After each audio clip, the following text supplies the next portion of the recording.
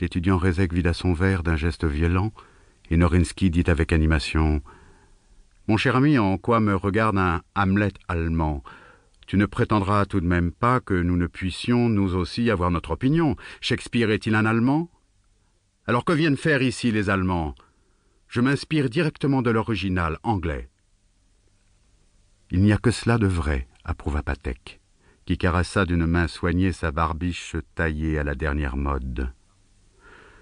Ton costume, du reste, je parle d'un point de vue pictural, était parfait, ajouta le beau peintre pour l'amadouer. Et Norinsky très vite se tourna vers lui.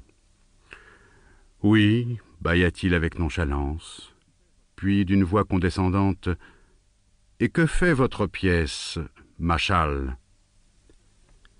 Un instant, le poète, en silence, regarda au fond de son verre d'absinthe, puis il répondit d'une voix douce et dolente. « C'est le printemps. » Tous attendaient une explication plus complète, mais le poète était déjà reparti pour le pâle jardin de ses rêves. Il regarda grandir son verre d'absinthe jusqu'à ce que lui-même se sentît au milieu de cette lumière opaline, tout léger et dissous dans cette atmosphère étrange. Seul, Schiller avait pris au sérieux ce mot tout-puissant. Il le sentait au-dessus de lui, si près qu'il n'eût pu même cligner des paupières. Au fond de lui, il pensait « Mon Dieu, chacun pourrait en dire autant, qu'a-t-il donc de particulier ? Moi aussi je pourrais dire « c'est le... » Il n'eut pas le temps d'achever. Tous riaient et Schiller respira lorsqu'il comprit par la mine des autres que la parole de Maschal n'avait pas une portée si considérable. Carras se tourna vers le poète, c'est-à-dire que ta pièce fleurit, hein ? À ces mots, Maschal prit congé de sa muse avec une révérence. « Excusez-moi » et quitta à contre-cœur son univers opalin.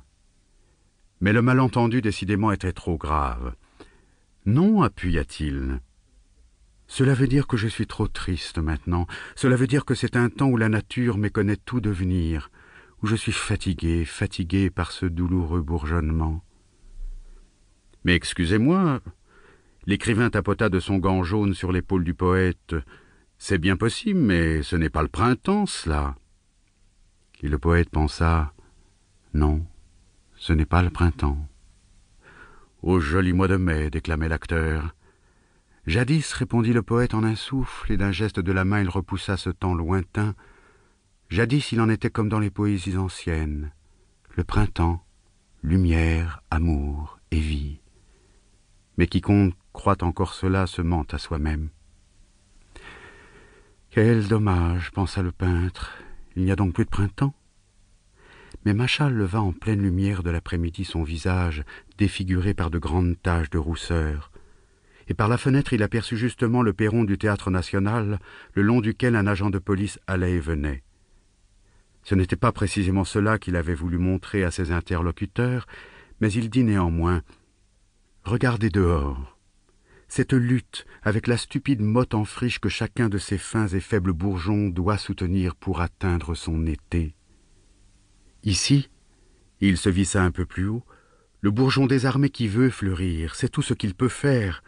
Il ne peut que fleurir et il ne veut déranger personne. Et malgré cela, ils sont tous contre lui, les mottes noires qui ne le laissent passer qu'après une longue attente, les jours qui laissent tomber sur lui, au hasard, de la chaleur, de la pluie et du vent, et les nuits qui s'approchent lentement pour l'étrangler de leurs doigts glacés. Ce lâche et triste combat, c'est le printemps. Maschal frissonna, ses yeux s'éteignirent. Le roi Bohush le regardait fixement. Il lui semblait que le poète parlait avec injustice, et beaucoup d'objections affluaient à son esprit. Il était tenté de se lever, et debout et joyeux de prendre la défense du printemps, qui était malgré tout plein de victoire et de soleil. Tant de belles pensées lui montaient à la tête, qu'il sentit ses joues devenir chaudes, et qu'un instant il oublia de respirer. Mais à quoi eût servi qu'il se levât? Il s'en serait à peine aperçu, car Bohush, assis sur la haute banquette de velours, paraissait presque plus grand que lorsqu'il était debout. Et sa voix de même